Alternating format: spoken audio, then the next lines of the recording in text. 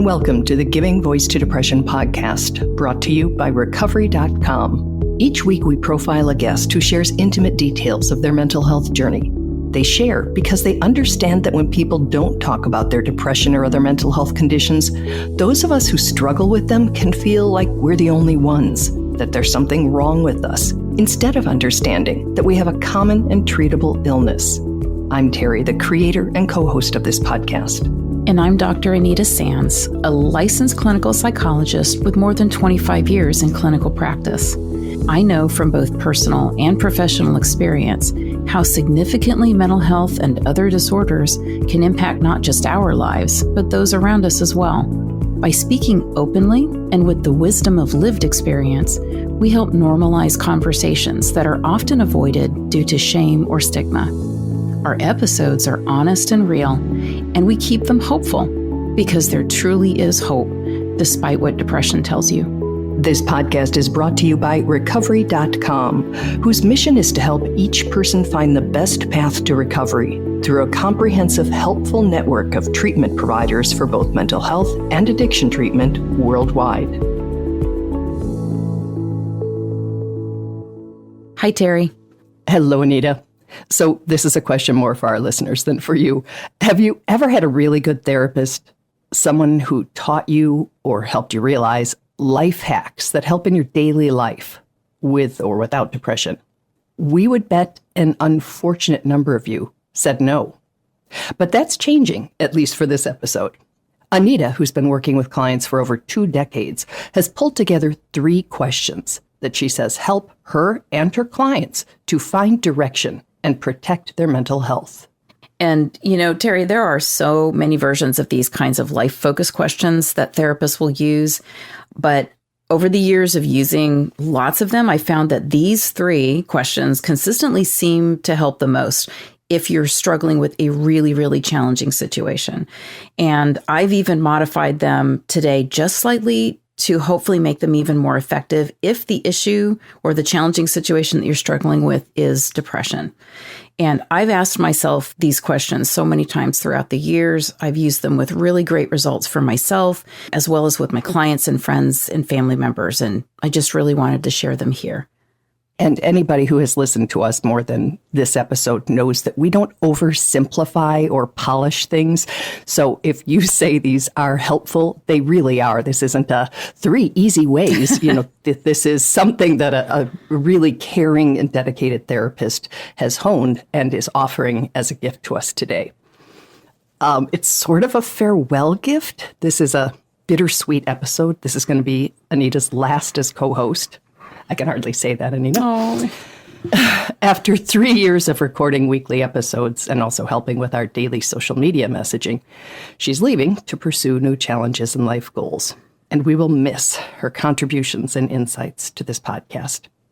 But she's also leaving with a strong message of hope, which is her trademark, and these questions that I believe will help us get through difficult times. And Terry, it is really, really bittersweet for me because, I have loved being a part of this podcast so much. And it is really hard to believe that it's been 3 years because I feel like the time has just flown by. And, change and transitions are really hard because it does mean that something has to end. But, I always say that when something ends, something new begins. We all know that. And I'm not sure yet what form my new beginning is going to take. But as you said, my passion is about hope whispering. And so I do think that probably whatever my next endeavor is going to be, it'll be about building hope in some way. I kind of feel like that's something that we're all going to need. Absolutely. I think a lot of us, if not all of us, can use some clear, doable, real world tested life tips right now. So if you're ready, I'm ready. I'm ready. Let's jump in. Here again is Dr. Anita Sands giving her voice to depression.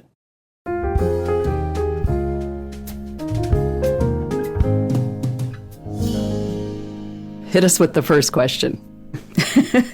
Well, before I do that, I'll say a couple things that I usually tell both my clients, or if I'm giving a talk about this, I'll tell people, open up the notes section in your phone and just type these questions in as we go through, because these are not just questions for today. These are questions that you can and should pull out throughout your life, whenever you're trying to get some sense of direction or when you're struggling with anxiety or with depression. So I always just tell people, go ahead and type these things in, or, since this is a podcast, they could just share this to a folder on their phone or on their computer, and it'll always be there to reference. Good tip.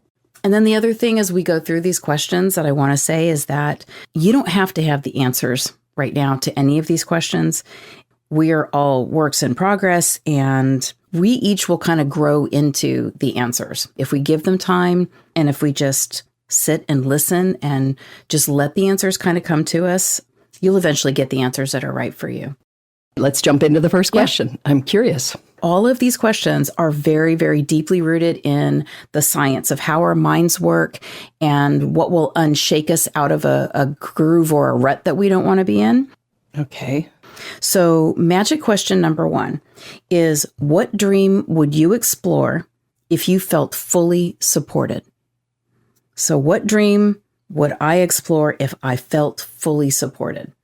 And I love this question so much because when we're depressed, when we are stuck, and, it could be about anything, we often don't really feel like we have support. We don't feel safe. Depression starts telling us all of those lies that failure is pretty much the only possible outcome of anything. So why even try? Why even bother?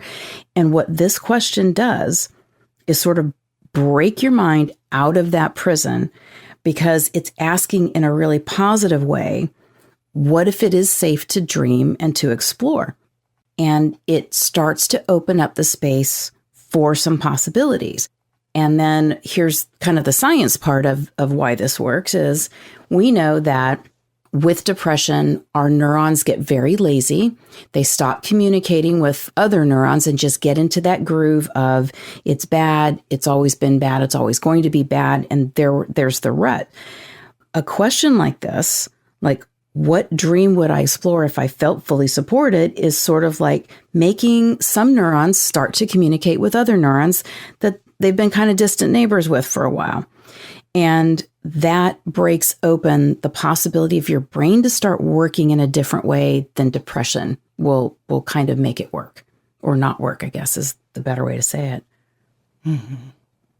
Do you have an example of a time that asking that question and coming up with an answer, or even contemplating the answer, helped you or somebody in your life?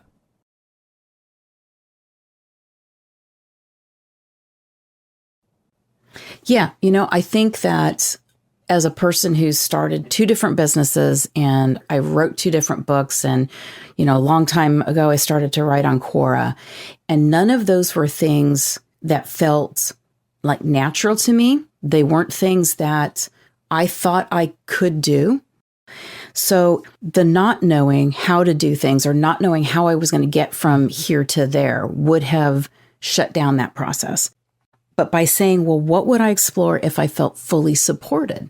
That broke open possibilities, because then you're way more free to dream. You have permission now, because the sky's the limit if you're fully supported, right? So if you're dealing with depression, we know one of the biggest lies that depression tells you is that you're alone, nobody's there, nobody will understand, nobody cares, nothing good is going to happen, you'll never get out of this. It's all of the stuff that, again, just says, why bother even dreaming or thinking about anything positive in the future?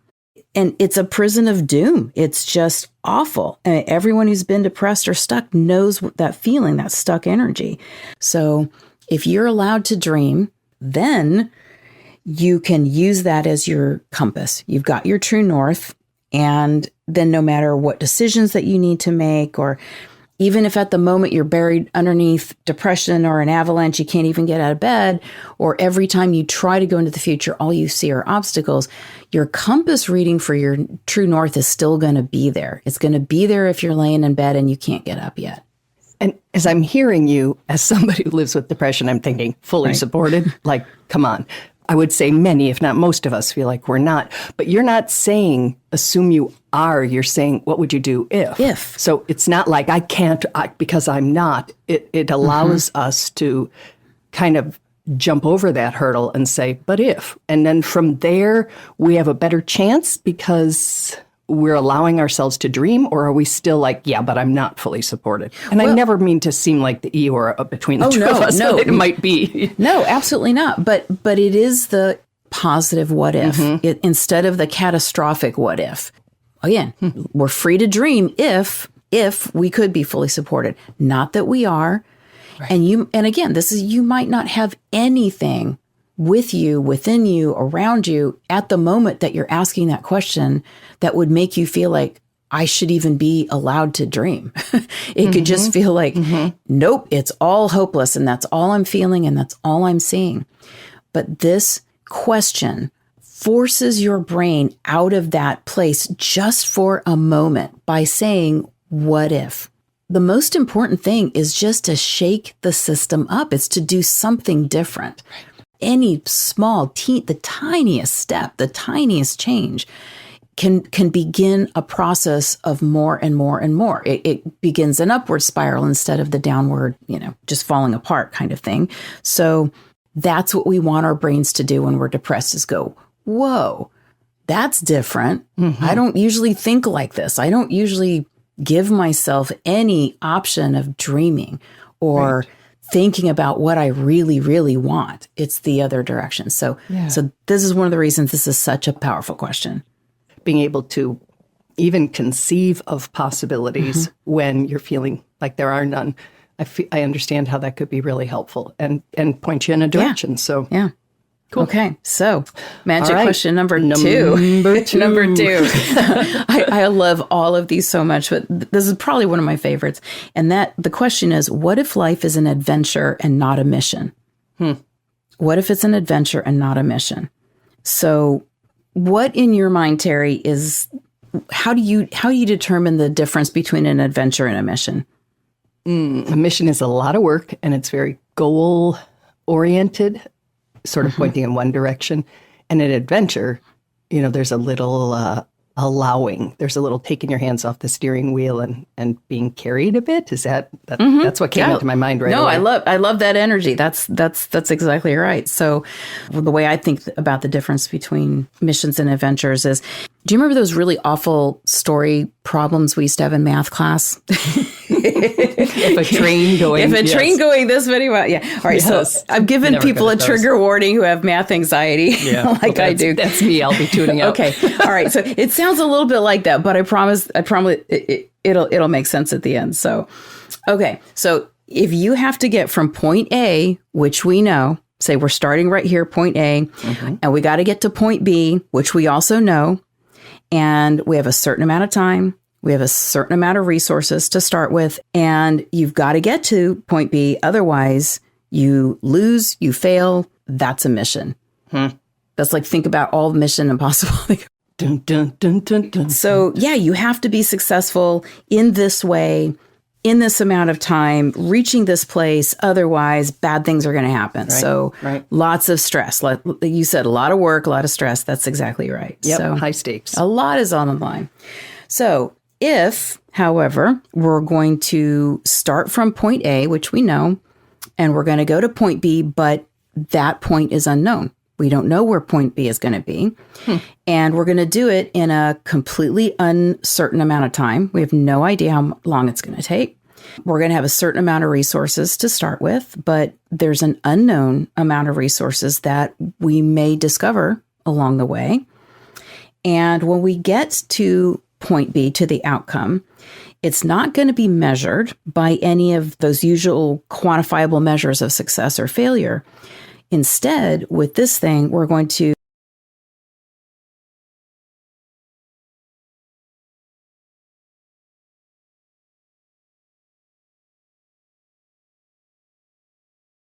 right? Right. We know where we started from. Sometimes we think we know where we're going, and then there's this detour, or there's a path, or we fall into that pit, right? Ground can literally open up around you. And you've got to find your way out, to keep going on this adventure, you have to make new paths. You've got to double back. You've got to like, oh, I thought I was going this direction, but that's flooded. Got to go this way now. Sometimes when things are really bad, it's like 1 minute at a time, but every minute is an adventure into this unknown, and it's okay that it's unknown. And it's okay that you don't have everything that you need yet. But if we keep going, we're going to find things, right? And I really feel like this question is so important because you can screw up a mission in a million different ways, right? Mm-hmm. But you can't screw up an adventure. Mistakes and failures and doubling back and redoing and learning, that's what it's all about. And this will break you out of a stuck place. If you can remind yourself, what if life is an adventure and not a mission? And ask yourself that question. I hadn't heard any of these questions before we started recording, so I'm reacting in real time here. But the thought of considering going through the good and all the bad as courageous, as opposed to, because I'm having bad things happen in my life, I'm somehow failing because other people, all seem to be, because we're seeing, a very curated version of their lives. They all seem to be getting it right. Mm-hmm. So this feels so much better. It's like, when it's hard, it's like, yeah, it's really hard right now. And I'm still taking these little baby steps forward. And, I've gotten through stuff in the past. I will get through stuff in the future. And in between, hopefully, have some of the fun part of the adventure. Mm-hmm. Yeah, I really like that you're pointing out how deadly comparing yourself to someone else is. And again, if we're going with this idea that life is an adventure and not a mission, you should not be comparing yourself to anybody else, because the adventure is about you being in this life as you. I'm inspired to try it because the last time I probably used the word, I used it with my children who are now adults. And I would look at them both and just say like, hey, who wants to go on an adventure? Right. Well, who's going to say no to that? And we may have been going to the laundromat or the grocery store, whatever it was, but we made it more fun because we had labeled it an adventure as opposed to we've got some chores to do, get in the car. So as it sits with me, I'm being more receptive to it. And I have such a resistance to fun because who has that when they have depression? I like it. I like it. Okay, I had to sit with it for a minute, though. Okay. Number 3, drum roll, please. What if I am stronger than I think I am? Yeah. So what if you are stronger than you think you are? Yep. We've had some life experience, Terry. and even if you don't have a lot, you already know that there are going to be thousands of times in your life that you're not going to feel strong, maybe hundreds of thousands of times. Mm-hmm. And for some people, and at some times in our lives, it's a daily experience. We do not feel strong at all. And in those times, we start that whole process of doubting ourselves and doubting our ability even to engage successfully in life. And all of those things that we end up trying to deal with in the mental health realm, like stress and depression and anxiety and fear, all create that kind of doubt and that feeling of feeling more weak instead of strong. And so in your darkest time, the most important question that you can ask is, what if I am stronger than I think I am? Oh, shoot. Do you know what that sound is, Terry? That's the beginning of an adventure. I love it. It's like, let's go. Okay, I love it. Okay, carry on. Yeah, okay, so I think we were saying, okay, so if I am stronger than I think or feel that I am right now, like what would be possible? What would I do differently? And what would be okay for me to do next if I actually am stronger than I think I am? That's another one of these, let's break the mold. Let's get you out of the pit. Mm-hmm. Let's get your mind working in a completely different direction. It's the most non-dead end question that you could ask when you're feeling like you're at a dead end. It just says, you know what? What if you turned around and you weren't facing a wall anymore? What if you are stronger than you think? And you're like, what? These are they're supposed to be mind-blowing questions, even though they're so simple. They're so simple. I like the idea of asking myself that question because I'm acknowledging my strength wherever it might be currently hidden in my body more than someone else. Because when someone says like, oh, you're so resilient, oh, you're so strong, it seems like I'm lining up. Remember those blow up like clowns and you punched them and they went down and they were weighted in the bottom and they popped back up. And it's like, do not compliment me for, how well I take a blow and how many. Yep. I don't want to take them. But this is me asking myself that. And it's like, hey, if you can take a deep breath and say, in me somewhere is the strength to get through this. And on the other side, something better might be waiting. I can see how that could be. Oh, God, it actually choked me up a little bit. So I can see how it could be a real pivot in a more positive direction, or at least turning away from the horribly negative one. That's why I say, put them in your phone. Yeah. You need to come up with the answers to these questions that your own truest, most amazing inner self is going to give you. And you couldn't come up with your dream. You couldn't come up with, what am I going to do if this is an adventure? And you can't come up with, what if I'm stronger than I think I am, if you're not asking that of yourself, from yourself, by yourself, to yourself. Yeah, you're right. It could feel so pep talky, and like we were saying in the beginning, here's our 3 questions that no, it's not. This is so the opposite of superficial. Yes. This is the deepest, most true, get to what is real and right and healthy for you kinds of questions. If you just ask yourself those questions and then put them away, let the work take place at that very deep level within you. Trust me that the work is happening even though you don't see it. It's like, we're running a virus scan on the computer and you don't see it happening, but there's a lot of work going on, and just let the work happen. But you can't ask this of other people to get them unstuck. They have to ask it of themselves, because their most true, deep, knowing self has to give them the answer. Oh, I don't want this episode to end because I know it's your last one. I had never heard the phrase hope whisperer before I met you. It's not mine. It's out there. I just absolutely love that concept. Well, your face will come up every time I hear or say it, because you are. And when you said getting to what's real and getting to what matters, that is the gift I think you have brought to this podcast for the past 3 years, because you just cut through whatever story someone is telling, whatever research someone is sharing with us, whatever it is. I have so admired the way you have listened to it and sat with it and then distilled it and said, as a therapist, as a hope whisperer, this is what I hope you take from this. And I've learned so much from you, and I learned so much from every guest, that it has been hugely healing for me and really helped me manage my depression as well, and mental health in general. So I just want to thank you for everything you've done. Thank you so much for saying that. And I will absolutely take that in. And I feel exactly the same way. I have learned so much from you and from every guest. And one of my favorite Maya Angelou quotes, it's, people may not remember exactly what you did or what you said, but they will always remember how you made them feel. I love that, because I can't remember every guest, but I absolutely do remember how they made me feel. And what they made me feel was less alone. They made me feel like I wasn't alone on my adventure as a human, because here were all these humans willing to show up as their real, authentic selves and talk about the times that were the hardest in their lives. Yeah. And I felt inspired.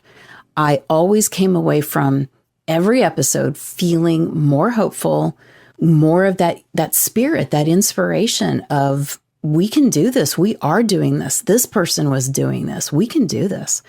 And yeah, that's that feeling of, there's no reason for us to give up hope. Every single person who came on was an example of that. And you're an example of that. And I hope I'm an example of that. But we all need reminders, even though we are all on our own adventure, we're not doing this alone. And man, between the Giving Voice to Depression Facebook community, how much love and care and responsiveness there is for caring for people who reach out, just amazing and comforting. It's been one of the most beautiful parts of my life. Oh, so gosh, thank you. I want to thank you. I want to thank you for that too. And if they want to keep in touch with whatever it is I'm going to be doing next, which I'm going on an adventure, I have sort of a landing page that kind of always lets people know where I am and what I'm doing. And it's anitasanz.com. So anitasanz.com. And so keep in touch with me, see what I'm doing. Little hit of Anita. I will be keeping my eye on making sure that this remains just this beautiful thing I've been happy to be a part of.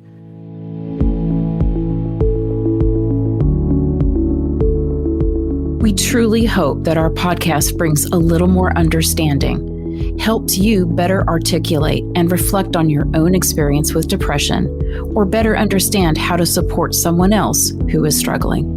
If this episode has been of comfort or value to you, know that there are hundreds of others like it in our archive, which you can easily find at our website, givingvoicetodepression.com. And remember, if you're struggling, speak up, even if it's hard.